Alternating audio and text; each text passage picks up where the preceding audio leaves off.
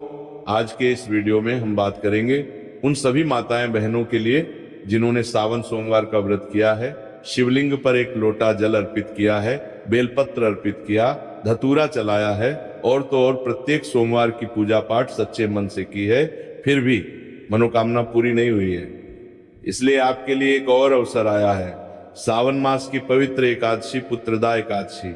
मेरे प्रिय भक्तों, सावन मास के शुक्ल पक्ष की परम पवित्र मनोकामनाओं को पूर्ण करने वाली और संतान सुख प्रदान करने वाली पुत्रदा एकादशी की ये दिव्य तथा मंगलकारी प्रस्तुति आप सभी सनातन धर्मावलंबियों और प्रभु भक्तों के जीवन में सुख शांति समृद्धि उत्तम संतान तथा सर्वव्यापी श्री हरि विष्णु की असीम अनुकंपा लेकर आए। हमारे पौराणिक ग्रंथों विशेषकर पद्म पुराण के उत्तराखंड और ब्रह्म वैवर्त पुराण में यह स्पष्ट रूप से प्रतिपादित किया गया है कि सावन मास के शुक्ल पक्ष की एकादशी तिथि को पुत्रदा एकादशी के नाम से जाना जाता है।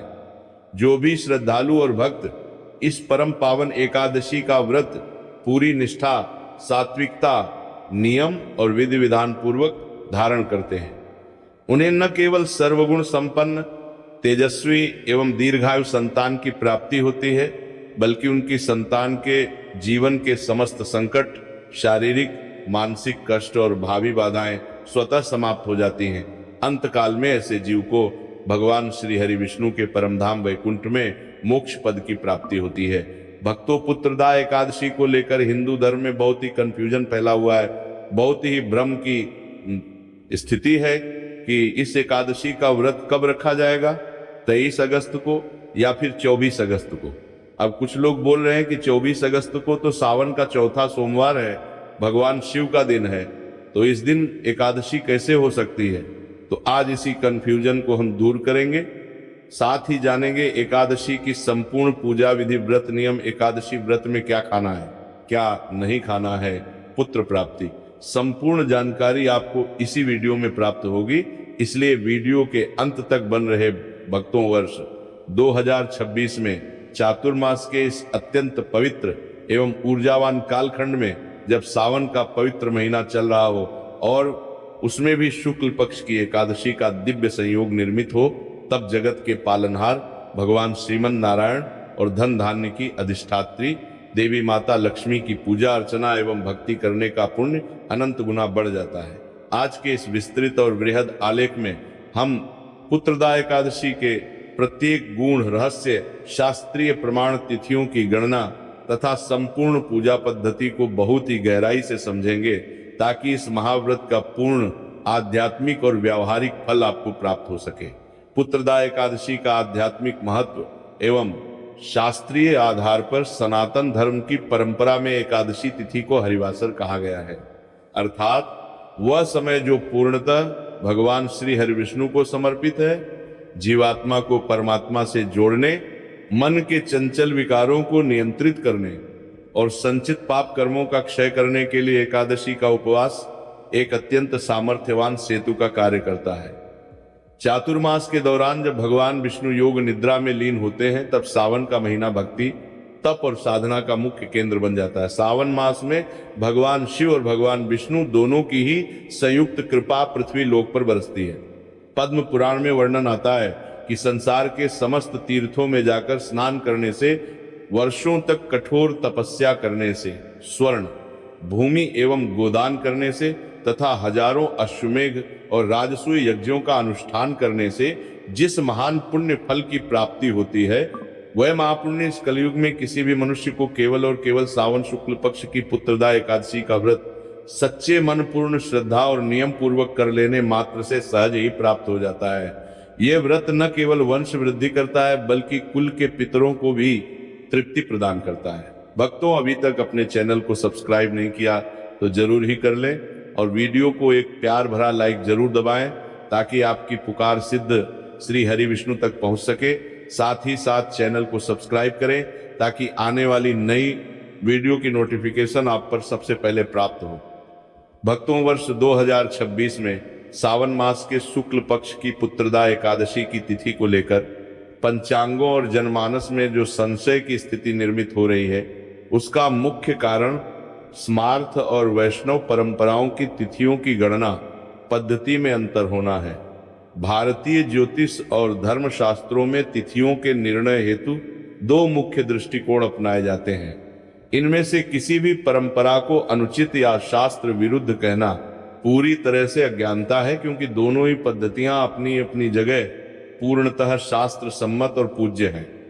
स्मार्त परंपरा मुख्य रूप से उन गृहस्थों और सामान्य श्रद्धालुओं द्वारा अपनाई जाती है जो सूर्योदय के समय व्याप्त तिथि को आधार मानकर अपने व्रत त्योहारों का निर्णय करते हैं। जगत गुरु आद्य शंकराचार्य जी द्वारा स्थापित स्मार्त नियमों के अनुसार यदि सूर्योदय के समय एकादशी तिथि विद्यमान है तो गृहस्थ उसी दिन व्रत धारण करते हैं। दूसरी ओर वैष्णव परंपरा उन साधकों और संप्रदाय दीक्षित भक्तों के लिए है जो एकादशी तिथि की सूक्ष्म शुद्धता पर विशेष बल देते हैं। वैष्णव मत में दशमी विध एकादशी यानी वह एकादशी तिथि जिस पर सूर्योदय से पूर्व अरुणोदय काल में दशमी तिथि का थोड़ा सा भी स्पर्श या प्रभाव हो, उसे पूर्णतः त्याज्य माना जाता है। वैष्णव केवल उसी एकादशी को स्वीकार करते हैं जो दशमी के वेद से पूरी तरह मुक्त हो और द्वादशी से युक्त हो। वैदिक पंचांग की गणना के अनुसार वर्ष 2026 में सावन शुक्ल एकादशी तिथि का प्रारंभ 23 अगस्त 2026 को हो रहा है और ये 24 अगस्त 2026 की प्रातः काल तक व्याप्त रहेगी। इस प्रकार सामान्य स्मार्त परंपरा के अनुसार 23 अगस्त 2026 दिन रविवार को पुत्रदा एकादशी का व्रत रखा जाएगा। वहीं वैष्णव परंपरा की शुद्ध गणितीय गणना के अनुसार 24 अगस्त 2026 दिन सोमवार को दशमी के प्रभाव से पूरी तरह मुक्त शुद्ध पुत्रदा एकादशी मानी जाएगी। अतः यदि आप अपनी पारिवारिक या पारंपरिक स्मार्त मान्यता के अनुसार व्रत रखते हैं तो 23 अगस्त को व्रत रखना पूर्णतः शास्त्र अनुकूल है। परंतु यदि आप वैष्णव नियमों का पालन करते हुए अत्यंत शुद्ध एकादशी का व्रत रखना चाहते हैं तो 24 अगस्त 2026 को व्रत रखना अधिक उत्तम माना जाएगा। व्रत की पूर्णता उसके शास्त्रीय पारण से ही सिद्ध होती है। यदि एकादशी व्रत का पारण सही समय और सही विधि से न किया जाए तो व्रत का संपूर्ण पुण्य फल निष्फल हो जाता है। वर्ष 2026 में एकादशी के ठीक अगले दिन सावन का पवित्र सोमवार भी पड़ रहा है, जिससे भक्तों के सामने व्रत और पारण को लेकर कुछ विशेष स्थितियां बनती हैं। मेरे प्रिय भक्तों, जो श्रद्धालु 23 अगस्त 2026 रविवार को एकादशी का उपवास रख रहे हैं, उनके लिए पारण का शुभ मुहूर्त अगले दिन यानी 24 अगस्त 2026 सोमवार की प्रातः 5:55 से प्रातः 8:30 तक रहेगा।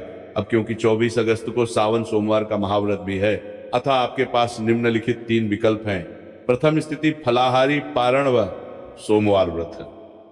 यदि आप 23 अगस्त को एकादशी रखकर 24 अगस्त को सावन सोमवार का भी उपवास रखना चाहते हैं तो पारण के शुभ मुहूर्त में भगवान विष्णु को अर्पित तुलसी पत्र, थोड़ा सा गंगाजल और कोई सात्विक फल जैसे केला या सेब ग्रहण करके एकादशी का पारण संपन्न करें। तत्पश्चात आप सावन सोमवार का व्रत सुचारू रूप से जारी रख सकते हैं। द्वितीय स्थिति निर्जला पारण। यदि आप एकादशी से लेकर सावन सोमवार तक लगातार निर्जला उपवास रखना चाहते हैं तो भी पारण मुहूर्त में केवल जल और तुलसी दल ग्रहण करके पारण करना अनिवार्य है। शास्त्रों के अनुसार तुलसी पत्र को खाद्य पदार्थ नहीं बल्कि श्री हरि का महाप्रसाद माना गया है, जिससे आपका एकादशी व्रत भी दोष मुक्त होकर पूर्ण हो जाएगा और सोमवार का निर्जला व्रत भी भंग नहीं होगा। तृतीय स्थिति साधारण पारण। यदि आप केवल एकादशी का ही व्रत रख रहे हैं और सोमवार का उपवास नहीं है तो 24 अगस्त की सुबह पारण मुहूर्त में सात्विक अन्न, तुलसी दल और जल ग्रहण करके अपना व्रत पूर्ण करें। और जो भक्त 24 अगस्त 2026 सोमवार को वैष्णव परंपरा के अनुसार पुत्रदा एकादशी का उपवास रखेंगे, उनके लिए पारण का शुभ समय अगले दिन यानी 25 अगस्त 2026 मंगलवार को प्रातः सूर्योदय के पश्चात द्वादशी तिथि समाप्त होने से पूर्व रहेगा। 24 अगस्त को एकादशी और सावन सोमवार का एक साथ होना हरिहर योग भगवान विष्णु और भगवान शिव का संयुक्त मिलन का निर्माण करता है। इस दिन आप प्रातःकाल एक ही संकल्प में भगवान श्री हरि विष्णु और देवाधिदेव महादेव दोनों की पूजा का ध्यान करके संयुक्त व्रत रख सकते हैं। दिन भर सात्विक फलाहार ग्रहण करें और 25 अगस्त की सुबह विधि पूर्वक पारण करें। पुत्रदा एकादशी के दिन भगवान श्री हरि, विष्णु और माता लक्ष्मी का पूजन पूरी शुद्धता, एकाग्रता और भक्ति भाव से किया जाना चाहिए।